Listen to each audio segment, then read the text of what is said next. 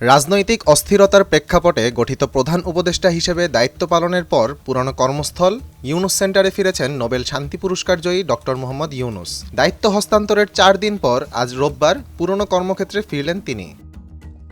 এ সময় পুরনো সহকর্মীরা ফুলেল শুভেচ্ছায় তাকে বরণ করে নেন। দীর্ঘদিনের কর্মস্থলে ফিরে সহকর্মীদের সঙ্গে উষ্ণ শুভেচ্ছা বিনিময় করেন তিনি। পরে গ্রামীণ ব্যাংকের সহযোগী সংগঠনগুলোর প্রতিনিধি, ইউনুস সেন্টারের ব্যবস্থাপনা পরিচালক ও উপদেষ্টাদের সঙ্গে বৈঠকে অংশ নেন তিনি।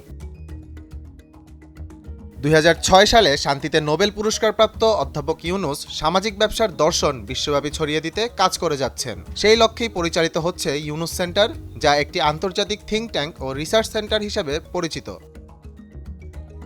2024 সালের 8 আগস্ট অন্তর্বর্তী সরকারের প্রধান উপদেষ্টা হিসেবে শপথ নিয়েছিলেন তিনি। দায়িত্ব গ্রহণের সময় বলেছিলেন, দেশের সংকটময় মুহূর্তে তরুণদের আহ্বানে তিনি এ দায়িত্ব নিতে বাধ্য হয়েছেন।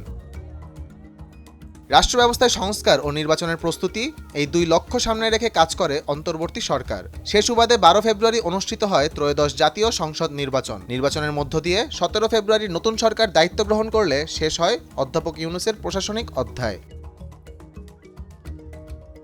রাষ্ট্রীয় অতিথি ভবন যমুনায় অবস্থানরত অধ্যাপক ইউনুস চলতি মাসের শেষ দিকে গুলশানের নিজ বাসভবনে ফিরে যাবেন বলে জানানো হয়েছে।